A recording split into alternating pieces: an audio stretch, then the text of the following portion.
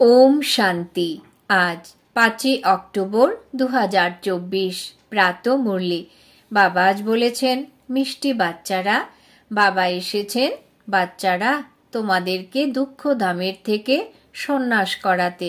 এটাই হলো অসীম জগতের সন্ন্যাস। আজকের মুরলির প্রশ্ন, ওই সন্ন্যাসীদের সন্ন্যাস আর তোমাদের সন্ন্যাসের মধ্যে প্রধান পার্থক্য কি? উত্তর, সেই সন্ন্যাসীরা ঘরবাড়ি ছেড়ে দিয়ে জঙ্গলে চলে যায়, কিন্তু তোমরা ঘরবাড়ি ছেড়ে দিয়ে জঙ্গলে যাও না। ঘরে থেকেই সম্পূর্ণ দুনিয়াকে কাটার জঙ্গল বলে মনে করো। তোমরা বুদ্ধির দ্বারা সম্পূর্ণ দুনিয়ার থেকে সন্ন্যাস গ্রহণ করে থাকো। ওম শান্তি। আত্মিক বাবা বসে আত্মিক বাচ্চাদের প্রতিদিন বোঝান, কেননা অর্ধকল্প ধরে অবুঝ হয়ে গেছো, তাই না? সুতরাং প্রতিদিন বোঝাতে হয়। প্রথমে তো মানুষের শান্তি চাই। আত্মারা প্রকৃতপক্ষে সবাই হলো শান্তিধাম নিবাসী। বাবা হলেন চির শান্তির সাগর। এখন তোমরা শান্তির অবিনাশী উত্তরাধিকার প্রাপ্ত করছো। বলাও হয়ে থাকে শান্তিদেব, অর্থাৎ আমাদের এই সৃষ্টি থেকে নিজেদের ঘর শান্তিধামে নিয়ে চলো, অথবা শান্তির উত্তরাধিকারী বানাও। দেবতাদের সামনে অথবা শিব বাবার সামনে গিয়ে শান্তি দাও বলে প্রার্থনা করে, কেননা শিব বাবা হলেন শান্তির সাগর। এখন তোমরা শিব বাবার কাছ থেকে অবিনাশী শান্তির উত্তরাধিকার প্রাপ্ত করছো। বাবাকে স্মরণ করতে করতে তোমাদের অবশ্যই শান্তিধামে যেতে হবে। স্মরণ না করলেও যেতে হবে। স্মরণ এই জন্যই করে থাকো, কেননা যে পাপের বোঝা মাথায় জমা হয়ে রয়েছে তা যেন ভস্মীভূত হয়ে যায়। শান্তি আর সুখ একমাত্র বাবার দ্বারাই প্রাপ্ত হয়ে থাকে, কেননা তিনি হলেন সুখ আর শান্তির সাগর। ওই দুটোই হলো প্রধান। শান্তিকে মুক্তি বলা হয়, তারপর জীবন মুক্তি আর জীবন বন্ধ। এখন তোমরা জীবন বন্ধ থেকে জীবন মুক্ত হতে চলেছ। সত্যযুগে কোনো রকম বন্ধন থাকে না। গাওয়াও হয়ে থাকে সহজ জীবন মুক্তি বা গতি সদ্গতি। এই দুটোর অর্থ এখন তোমরা বাচ্চারা বুঝেছ। গতি বলা হয় শান্তিধামকে, সদ্গতি বলা হয় সুখধামকে। সুখধাম শান্তিধাম, আর এটা হলো দুঃখধাম। তোমরা এখানে বসে আছো। বাবা বলেন, বাচ্চারা তোমাদের গৃহ শান্তিধামকে স্মরণ করো। আত্মারা নিজেদের গৃহকে ভুলে গেছে। বাবা এসেই স্মরণ করিয়ে দেন। তিনি বুঝিয়ে বলেন, হে আত্মিক বাচ্চারা, যতক্ষণ আমাকে স্মরণ না করবে তোমরা ঘরে যেতে পারবে না। স্মরণের দ্বারাই তোমাদের পাপ ভস্মীভূত হবে। আত্মা পবিত্র হয়ে তারপর নিজ গৃহে ফিরে যাবে। তোমরা বাচ্চারা জানো যে এ হলো অপবিত্র দুনিয়া। একজনও পবিত্র মানুষ নেই। পবিত্র দুনিয়াকে সত্যযুগ আর অপবিত্র দুনিয়াকে কলিযুগ বলা হয়। রাম রাজ্য আর রাবণ রাজ্য, রাবণ রাজ্যেই অপবিত্র দুনিয়া স্থাপন হয়ে থাকে। এটাই ড্রামার খেলা, তাই না? এসবে অসীম জগতের বাবা বুঝিয়ে বলেন। তিনি সত্য। পিতার বলা সত্য কথা তোমরা সঙ্গমেই শুনে থাকো। তারপর সত্য যুগে যাও। দাপর থেকে পুনরায় রাবণ রাজ্য শুরু হয়। রাবণ অর্থাৎ অসুর। অসুর কখনো সত্য বলতে পারে না, সেই জন্য একে বলে মিথ্যে মায়া, মিথ্যে কায়া। আত্মা মিথ্যে শরীরও, আত্মা মিথ্যা তো শরীরও মিথ্যা। আত্মার মধ্যেই তো সংস্কার ভরা থাকে, তাই না? 4 প্রকারের ধাতু আছে না, সোনা, রূপা, তামা, লোহা। সবের থেকে খাদ বেরিয়ে যায়, তারপর তোমরা খাঁটি সোনা হয়ে যাও যোগ বলের দ্বারা। তোমরা যখন সত্যযুগে থাকো তখন তোমরা খাঁটি সোনা। তারপর যখন রূপও পড়ে তখন চন্দ্রবংশী বলা হয়। তারপর তামার লোহার খাদ পড়ে দাপর কলিযুগে। এরপর যোগের দ্বারা তোমাদের মধ্যে রূপোর তামা লোহার যে খাদ পড়ে তা বেরিয়ে যায়। প্রথমে তো তোমরা আত্মারা শান্তিধাম হয়ে তারপর সর্বপ্রথম আসো সত্যযুগে, তো তাকে বলা হয় গোল্ডেন এজ। তখন তোমরা খাঁটি সোনা। যোগ বলের দ্বারা সম্পূর্ণ খাদ বেরিয়ে গেলে তখন রয়ে যায় খাঁটি সোনা। শান্তিধামকে গোল্ডেন এজ বলা হয়। Golden age, silver age, copper age এখানে বলা হয়। শান্তিধামে তো অপার শান্তি বিরাজ করে। যখন আত্মা শরীর ধারণ করে তখন বলা হয় এই আত্মা গোল্ডেন এজের। তারপর সৃষ্টিও গোল্ডেন এজ হয়ে যায়। শতপ্রধান 5 তত্ত্ব দ্বারা শরীর তৈরি হয়। আত্মা শতপ্রধান হলে শরীরও শতপ্রধান হয়। তারপর একদম শেষে গিয়ে আয়রন এজ শরীর প্রাপ্ত হয়, কেননা আত্মার মধ্যে খাদ পড়ে যায়। সুতরাং গোল্ডেন এজ, সিলভার এজ এই সৃষ্টিকেই বলা হয়ে থাকে। এখন তবে বাচ্চাদের কি করতে হবে? সর্বপ্রথমে শান্তিধামে যেতে হবে। সেই জন্য বাবাকে স্মরণ করতে হবে। তবেই তমপ্রধান থেকে শতপ্রধান হতে পারবে। এতে সময় ততটাই লাগে যতটা সময় বাবা এখানে থাকেন। উনি গোল্ডেন এজে কোনো পার্ট নেন না। সুতরাং আত্মা যখন ওখানে শরীর ধারণ করে তখন বলা হয় গোল্ডেন এজের জীব আত্মা। এমন বলা হয় না যে গোল্ডেন এজের আত্মা, না, গোল্ডেন এজের জীব আত্মা। তারপর সিলভার এজের জীব আত্মা বলা হয়। তোমরা এখানে বসে আছো, তোমাদের যেমন শান্তিও আছে তেমনি সুখও প্রাপ্ত হয়। তাহলে কি করা উচিত? দুঃখ ধামের সন্ন্যাস। একে বলা হয় অসীম জগতের সন্ন্যাস। ওই সন্ন্যাসীদের হলো সীমিত জাগতিক সন্ন্যাস। ঘর পরিবার ছেড়ে দিয়ে জঙ্গলে চলে যায় তারা। ওদের এটা জানা নেই যে সম্পূর্ণ সৃষ্টি এখন জঙ্গলে পরিণত হয়েছে। এটা হলো কাটার জঙ্গল, কাটার দুনিয়া। সত্যযুগ হলো ফুলের দুনিয়া। ওরা যদিও সন্ন্যাস নিয়ে থাকে কিন্তু তবুও তো সেই কাটার দুনিয়াতে, শহর থেকে অনেক দূরে জঙ্গলে গিয়ে বাস করে। ওদের হলো নিবৃত্তি মার্গ, তোমাদের প্রবৃত্তি মার্গ। তোমরা পবিত্র জুটি ছিলে, এখন অপবিত্র হয়ে গেছো। তাকে গৃহস্থ আশ্রমও বলা হয়। সন্ন্যাসীরা আসে অনেক পরে। ইসলাম, বৌদ্ধ পরে আসে। খ্রিস্টানদের কিছু আগে আসে। সুতরাং কল্পবৃক্ষের এই বৃক্ষকে স্মরণ করতে হবে, চক্র ও স্মরণ করতে হবে। বাবা কল্পে কল্পে এসে কল্পবৃক্ষের নলেজ প্রদান করেন, কেননা তিনি স্বয়ং বীজরূপ, তিনি সত্য চৈতন্য। সেই জন্যই কল্পে কল্পে এসে কল্পবৃক্ষের সম্পূর্ণ রহস্য ব্যাখ্যা করেন। তোমরাও আত্মা, কিন্তু তোমাদের জ্ঞানের সাগর, সুখের সাগর, শান্তির সাগর বলা হয় না।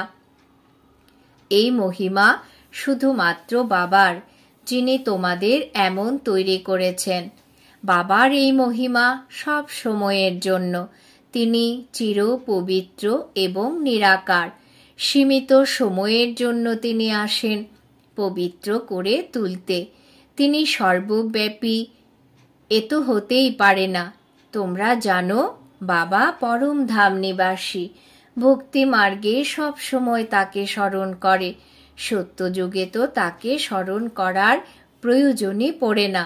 রাবণ রাজ্য থেকেই তোমাদের আহ্বান করা শুরু হয়।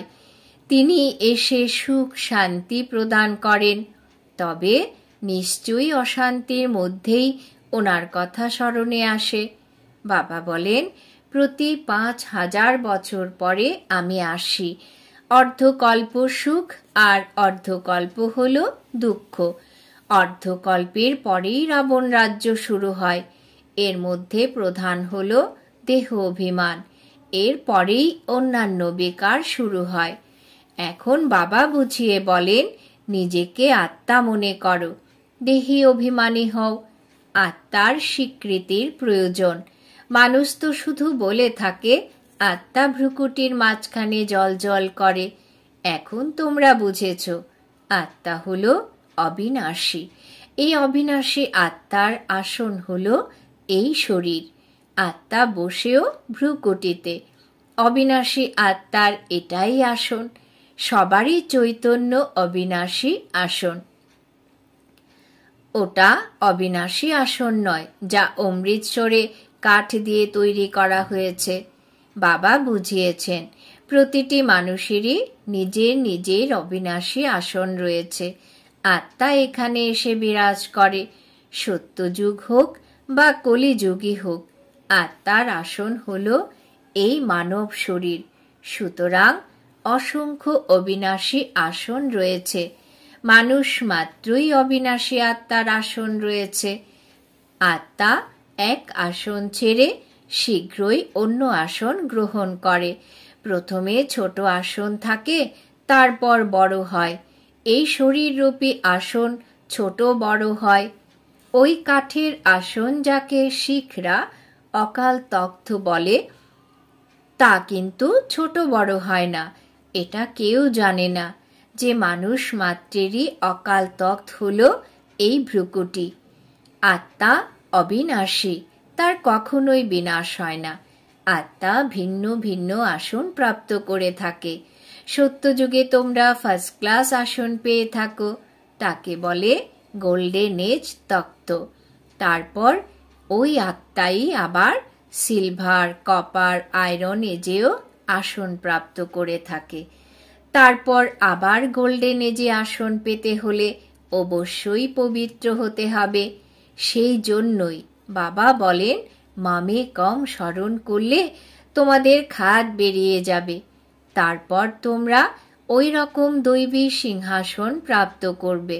এখন ব্রাহ্মণ কুলের আসন, পুরুষোত্তম সঙ্গম যুগের আসন। তারপর আমি আত্মা দেবতাদের আসন প্রাপ্ত করব। এই কথা দুনিয়ার মানুষ জানে না। দেহ অভিমানে আসার কারণে একে অপরকে দুঃখ দিতে থাকে। এই জন্য একে দুঃখধাম বলা হয়। এখন বাবা বাচ্চাদের বোঝান, শান্তিধামকে স্মরণ করো, যা তোমাদের প্রকৃত নিবাসস্থান। সুখধামকে স্মরণ করো, একে ভুলে যাও। এর প্রতি বৈরাগ্য আসুক। এমনটা নয় যে সন্ন্যাসীদের মতো ঘরবাড়ি ছেড়ে দিয়ে চলে যেতে হবে। বাবা বোঝান, সেটা একদিক দিয়ে যেমন ভালো, অন্যদিকে খারাপ। তোমাদের সন্ন্যাস ভালো, ওদের হঠযোগের ভালো দিকও আছে, মন্দও আছে। কেননা দেবতারা যখন বাম মার্গে চলে যায়, তখন ভারতের বিশৃঙ্খল অবস্থা আটকাতে পবিত্রতার প্রয়োজন হয়। সুতরাং হঠযোগীরা এতে সাহায্য করে থাকে। ভারতী অবিনাশী খণ্ড, বাবাকেও এখানেই আসতে হয়। সুতরাং যেখানে অসীম জগতের পিতা আসেন, সেটাই সর্বশ্রেষ্ঠ তীর্থে পরিণত হয়, তাই না? সবার সদ্গতি বাবাই এসে করিয়ে থাকেন। সেই জন্য ভারতী শ্রেষ্ঠ থেকে শ্রেষ্ঠতম দেশ। প্রধান বিষয় বাবাই বুঝিয়ে বলেন, বাচ্চারা স্মরণের যাত্রায় থাকো। গীতাতেও মনমনা ভব শব্দটি আছে, কিন্তু বাবা কোনো সংস্কৃত শব্দ বলেন না। বাবা মনমনা ভবর অর্থ বলে দেন। বাবা বলেন, দেহের সব ধর্মকে ত্যাগ করে নিজেকে আত্মা নিশ্চয় করো। আত্মা অবিনাশী, সে কখনো ছোট বড় হয় না। অনাদি অবিনাশী পার্টের মধ্যেই ভরা আছে। এভাবেই ড্রামা তৈরি হয়েছে। অন্তিমে যে আত্মারা আসবে, তাদের সামান্য পার্ট থাকে এই ড্রামায়। বাকি সময় তারা শান্তিধামে থাকে। স্বর্গে তো আসতে পারবে না। শেষে আসা আত্মারা অল্প কিছু সুখ কিছু দুঃখ ভোগ করে থাকে। যেমন দীপাবলির রাতে কত মশা বেরিয়ে পড়ে, সকালে উঠে দেখো সব মশা মরে পড়ে আছে। সুতরাং শেষে আসা মানুষের মূল্যই বা কতটুকু থাকবে, ঠিক যেন পশুর দৃষ্টান্ত। তাই বাবা বুঝিয়ে বলেন, এই সৃষ্টিচক্র কিভাবে ঘোরে। সৃষ্টিরূপী মানব বৃক্ষ ছোট থেকে বড়, বড় থেকে ছোট কিভাবে হয়। সত্যযুগে কত অল্প সংখ্যক মানুষ, কলিযুগে গাছ বৃদ্ধি পেয়ে কত বিশাল আকার ধারণ করে। প্রধান বিষয় বাবা ইশারায় বুঝিয়েছেন। গৃহস্থ ব্যবহারে থেকে মামে কম স্মরণ করো, 8 ঘন্টা স্মরণে থাকার অভ্যাস করো।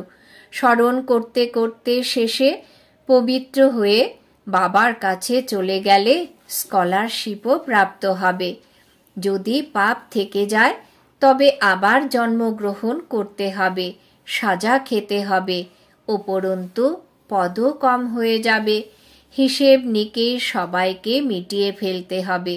যেমন মানুষই হোক না কেন, এখনো জন্ম নিতে হচ্ছে। এই সময় দেখো ভারতবাসীদের থেকে খ্রিস্টানদের সংখ্যা বেশি, তারা আবার সেন্সিবলও। ভারতবাসীরাও 100% সেন্সিবল ছিল, তারাই এখন নন সেন্সিবল হয়ে গেছে। কেননা এরাই 100% সুখ পায়, তারপরে 100% দুঃখ এরাই পায়। এরা তো আসেই অনেক পরে। বাবা বুঝিয়েছেন যে খ্রিস্টান ডিনাইস্টির সাথে কৃষ্ণের ডিনাইস্টির কানেকশন রয়েছে। খ্রিস্টানরা রাজ্য ছিনিয়ে নিয়েছিল, তারপর খ্রিস্টান ডিনাইস্টির কাছ থেকেই রাজ্য ফিরে পাওয়া হয়। এই সময় হলো খ্রিস্টানদের জোর, ভারতের থেকেই সাহায্য পেয়ে থাকে। ভারত এখন অনাহারে, তাই রিটার্ন সার্ভিস চলছে। তারা এখান থেকেই অগাধ সম্পদ, হিরে জহরত, সোনা ইত্যাদি নিয়ে গিয়ে বিশাল সমৃদ্ধশালী হয়ে উঠেছিল। সুতরাং এখন আবার ধনসম্পদ পৌঁছে দিচ্ছে। ওদের তো আর কিছুই পাওয়ার নেই। বাচ্চারা, তোমাদের তো কেউ চেনেই না, যদি চিনত তবে এসে পরামর্শ করত। তোমরা হলে ঈশ্বরীয় সম্প্রদায়, যারা ঈশ্বরের মতানুসারে চলে। তোমরাই আবার ঈশ্বরীয় সম্প্রদায় থেকে দৈবী সম্প্রদায়ভুক্ত হবে। এরপর ক্ষত্রিয়, বৈশ্য, শূদ্র সম্প্রদায়ভুক্ত হবে। আমরা এখন ব্রাহ্মণ, তারপর দেবতা। আমরাই দেবতা থেকে ক্ষত্রিয়। হংস এর অর্থ দেখো কত সুন্দর। এটাই হলো ডিগবাজির খেলা। একে বোঝা খুব সহজ, কিন্তু মায়া ভুল করিয়ে দেয়। তারপর দৈবী গুণ থেকে আসুরি গুণে নিয়ে যায়। অপবিত্র হওয়া, এটা তো আসুরি গুণ, তাই না? আচ্ছা, মিষ্টি মিষ্টি হারানিধি বাচ্চাদের প্রতি মাতা পিতা বাপদাদার স্মরণের স্নেহ সুমন আর সুপ্রভাত। আত্মাদের পিতা তার আত্মারূপী বাচ্চাদেরকে জানাচ্ছেন নমস্কার। আমরা আত্মারূপী বাচ্চারা আমাদের মাতা পিতা বাপ দাদাকে জানাই স্মরণের স্নেহ সুমন, সুপ্রভাত, নমস্কার। ধারণার জন্যে মুখ্য সার। 1 নম্বর, স্কলারশিপ নেওয়ার জন্য গৃহস্থ ব্যবহারে থেকে কমপক্ষে 8 ঘন্টা বাবাকে স্মরণ করার অভ্যাস করতে হবে। স্মরণের অভ্যাসের দ্বারাই পাপ ভস্ম হবে আর গোল্ডেন এজের সিংহাসন প্রাপ্ত হবে। 2 নম্বর, এই দুঃখধাম থেকে অসীম জগতের বৈরাগ্য করে নিজের প্রকৃত নিবাস স্থান শান্তিধাম আর সুখধামকে স্মরণ করতে হবে। দেহ অভিমানে এসে কাউকেই দুঃখ দেওয়া উচিত নয়। বরদান, কর্মের হিসাবপত্রকে বুঝে নিজের অচল স্থিতি বানানো সহযোগী ভব। কর্মের হিসাবপত্রকে বুঝে নিজের অচল স্থিতি বানানো সহযোগী ভব। ব্যাখ্যা: চলতে চলতে যদি কোনো কর্মের হিসাবপত্র সামনে এসে যায়, তাতে মনকে বিচলিত করো না, স্থিতিকে উপর নিচে করবে না। যদি চলেও আসে, তবে তাকে ভালো করে চিনে নিয়ে দূর থেকেই তাকে শেষ করে দাও। এখন যোদ্ধা হও না, সর্বশক্তিমান বাবা সাথে আছেন, তাই মায়া বিচলিত করতে পারবে না। কেবল নিশ্চয়ের ফাউন্ডেশনকে প্র্যাকটিক্যালে নিয়ে এসো আর সময় মতো চুজ করো, তবে সহযোগী হয়ে যাবে।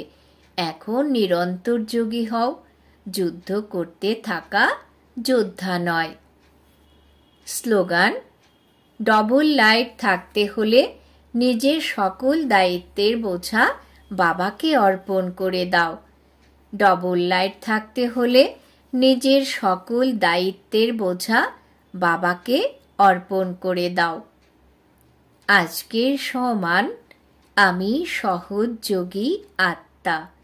ওম শান্তি।